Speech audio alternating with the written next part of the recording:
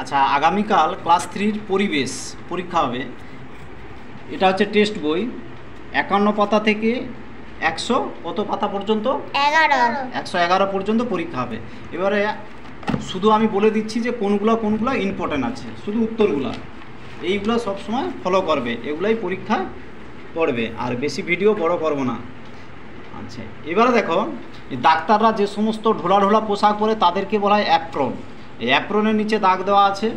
আচ্ছা, এরপরে দেখো, এরপরে চলে যাও, এরপরে দেখো খনিজ তেল থেকে কি করা হয় না, যে তেল উত্তোলন করা হয় সেখান থেকে আমরা কি করি না, সিনথেটিকের উল এক ধরনের পাওয়া যায়, সেটা কেবলমাত্র বর্ষাতি বা সিনথেটিকের শাড়ি সেগুলো তৈরির কাজে ব্যবহার করা হয় খনিজ তেল থেকে। আচ্ছা, এবারে আরেকটা জিনিস কি পড়ে না, সিনথেটিকের শাড়ি বর্ষাকালে কিন্তু পরা হয়, কেন তাড়াতাড়ি শুকিয়ে যায়। আচ্ছা, আরেকটা কি পড়বে পরীক্ষায় না, গরমকালে সুতির জিনিসপত্র আমরা পরি, এই সুতির জিনিসপত্র জামা থেকে কাপড় থেকে যাই হোক সুতির জিনিসপত্র পরা হয় গরমকালে, এটাও একটা পরীক্ষা পড়ে। আচ্ছা, এরপরে আরেকটা প্রশ্ন আছে এখানে পরের পাতা, যে দেখো এখানে লক্ষ্য করো যে কার্পাস তুলো হলো প্রকৃতির সুতো, অর্থাৎ কি প্রকৃতি থেকে পাওয়া যায় আর কি, মানে প্রাকৃতিক থেকে পাওয়া যায়। সেগুলো হচ্ছে যে কার্পাস দিয়ে তুলো আছে, যে কার্পাস গাছ আছে তার তুলোটা একটু লম্বা লম্বা হয়, আর সেগুলো শুকনো করে সেগুলো ফাটিয়ে কারখানা বা বিভিন্ন ধরনের থেকে সেগুলো থেকে তৈরি হয়। আচ্ছা, এটা মনে রাখবে, তাহলে কার্পাস থেকে সুতো তৈরি হয়, এটা প্রাকৃতিকভাবে।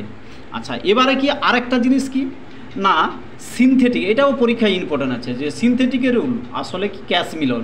তাহলে পরীক্ষায় প্রশ্ন থাকে যে সিনথেটিকের উল আসলে কি, তখন তোমাদেরকে বলতে হবে যে ক্যাশমিলন, অথবা যে সিনথেটিকের উল আসলে ক্যাশমিলন বলা হয়। এবারে আচ্ছা, এটা একটা হয়ে গেল।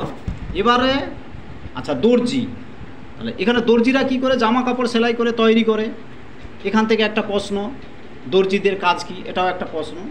আচ্ছা, এবারে দেখো আদিম যুগের মানুষরা প্রথমে কি ব্যবহার করতো, কি পরিধান করতো, তারা গাছের ছাল, লতা পাতা এই ধরনের জিনিসপত্র তারা ব্যবহার করতো।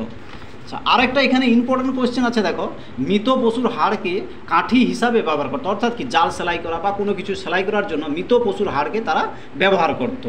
এছাড়া কি আরেকটা কোয়েশ্চেন, ইম্পর্টেন্ট কোয়েশ্চেন, সেটা হচ্ছে কি শক্ত গাছ, অর্থাৎ কি শক্ত গাছের যে আঁশ, মানে গাছের যে আঁশ আর কি, সেটা হচ্ছে সবজি হচ্ছে কি না শন গাছ। কলমটা দেখি তো, পেনটা দেখি তো, এইটা শন, দেখো তোমরা দেখো এখানে শন লেখা আছে, দেখো শন গাছের আঁশ খুব শক্ত, দেখছো শক্ত হচ্ছে শন গাছের আঁশ।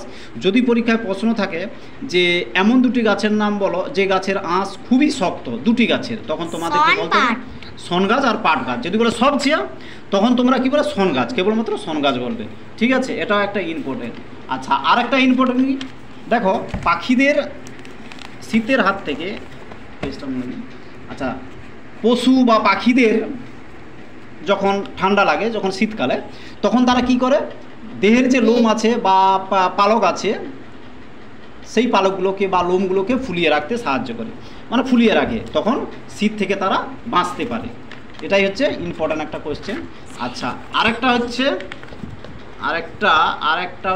তোমাদেরকে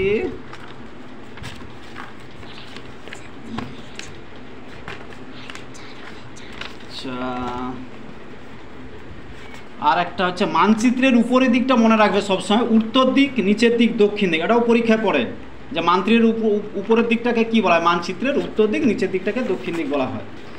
আচ্ছা, আর একটা কোয়েশ্চেন দেখি, এই ছুতোর কি না, যারা কাঠের জিনিসপত্র বানায় তাদেরকে বলা হয় ছুতোর।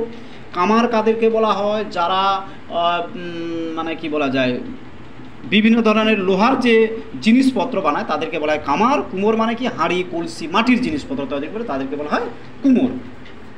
আচ্ছা, আর একটা ইম্পর্টেন্ট কোয়েশ্চেন এখানে, কুমোর কামার থেকে একটা খুব সুন্দর ইম্পর্টেন্ট, যেটা হচ্ছে কুম্ভকার আর কর্মকার, এ দুটো জিনিস কিন্তু গোলমাল পাকিয়ে দেয়। সেগুলা কি না, সেগুলাকে তোমাকে ভালো করে বুঝতে হবে, যে কুমোর মানে কুমোরকে কুম্ভ বলা হয়, কামারকে কর্ম, এ দুটো মনে রাখবে, ইম্পর্টেন্ট কোয়েশ্চেন। আচ্ছা, এবারে কি না আরেকটা দেখি কোথায় গেল, আচ্ছা, এবারে কি আরেকটা জিনিস পড়ে কি, যে যে কয়লা, কয়লা কোথা থেকে উত্তোলন করা হয়? মাটির নিচ থেকে। দেখো তোমরা ছবি দেখো, কয়লা মাটির নিচ থেকে উত্তোলন করা হয়, মাটির নিচ থেকে পাওয়া যায়। আচ্ছা, নদীর ধারে বা নদীর পাড়ে বসবাস করার সুবিধা কি অসুবিধা কি? সুবিধা বললে কি হবে না, চাষবাসের কাজের সুবিধা, জলের সুবিধা, জল নেওয়ার সুবিধা এবং মাছ ধরে বাজারে বিক্রয় করা, সেটা একটা সুবিধা, এবং বিভিন্ন ধরনের ফসলের চাষ, ফলের চাষ করা হয়।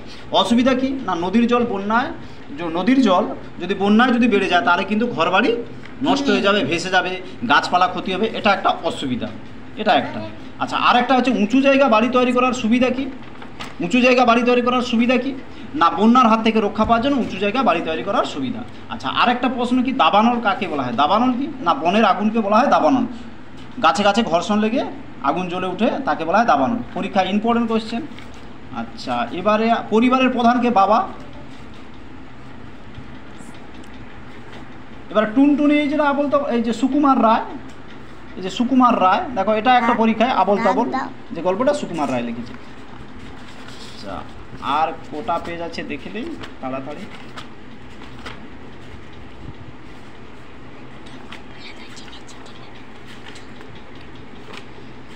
আচ্ছা, এখানে দেখো এই কি বলছে দেখছো, এখানে হচ্ছে আদি জীবিকা। আদি জীবিকা মানে কি, পূর্বপুরুষ ধরে যে জীবিকার উপর মানুষ নির্ভর করে আছে তাদেরকে বলা হয় আদি জীবিকা। যেমন কুমোর, কামার, তোমার হচ্ছে মুচি ভাই, নাপিত ভাই, এগুলোকে বলা হয় পারিবারিক আদি জীবিকা বলা হয়। আচ্ছা, এবারে আর একটা কি না, এই যে লুপ্ত জীবিকা পরীক্ষা ইম্পর্টেন্ট কোয়েশ্চেন। শাখা ফেরি হচ্ছে লুপ্ত জীবিকা। লুপ্ত জীবিকা হচ্ছে শাখা ফেরি, মানে শাখা ফেরি করা, ওটাও বলা যায় শাখা চাই করে বিক্রি করতো। আচ্ছা, লুপ্ত জীবিকা। আর কম্পিউটার হচ্ছে তোমাকে নতুন জীবিকা। এখানে দেখো নতুন জীবিকা কি, কম্পিউটার, ঠিক আছে, কম্পিউটারের দোকান, এগুলো নতুন জীবিকা। এবারে প্রাচীন জীবিকা কি, ওই একই ব্যাপার, প্রাচীনকাল থেকে যে সমস্ত জীবিকার উপর মানুষ নির্ভরশীল করে আছে তাকে বলা হয় প্রাচীন জীবিকা। যেমন ওই প্রাচীন জীবিকা কি অর্থাৎ কি, সেই কুমোর, কামার, সেগুলো হচ্ছে প্রাচীনকাল থেকে বয়ে এসছে। আর লুপ্ত জীবিকা আগেও বলছি, শাখা ফেরি হচ্ছে লুপ্ত জীবিকা, এটাও পরীক্ষায় পড়ে ইম্পর্টেন্ট কোশ্চেন, এই যে শাখা ফেরি। আচ্ছা, আরেকটা কোশ্চেন কি পড়ে, তোমার বিপরীত দিকে, অর্থাৎ কি তুমি যদি পূর্ব দিকে যদি মুখ করে দাঁড়াও তাহলে তোমার ছায়া কোন দিকে পড়বে? তার বিপরীত দিকে পড়বে, পশ্চিম দিকে পড়বে। এটাও ইম্পর্টেন্ট কোয়েশ্চেন, পশ্চিম দিকে পড়বে। আচ্ছা, আর কি কোথায়? আচ্ছা, ঠিক আছে, আমি 13 পাতা হয়ে গেল। তাহলে তোমরা এগুলোকে ফলো করবে, বইগুলোকে টেস্ট বই নিয়ে এগুলোকে ফলো করবে, আর যেগুলো দাগানো আছে সেগুলো খুব সুন্দরভাবে পড়াশোনা করবে। যদি এই ভিডিওটি যদি ভালো লেগে থাকে তাহলে তোমরা সাবস্ক্রাইব আর লাইক করবেন, আর আমাকে আরও নতুন ভিডিও করতে সাহায্য করবেন। বিশেষ করে গার্ডিয়ানদেরকে লক্ষ্য করে, গার্ডিয়ানরা পাশে থাকলে ছোট ছেলেমেয়েরা ভালো পড়াশোনা করবে, সাইডে বসে থাকবে। নমস্কার, এইগুলো আমি শেষ করছি। ধন্যবাদ, সবাই ভালো থাকবেন।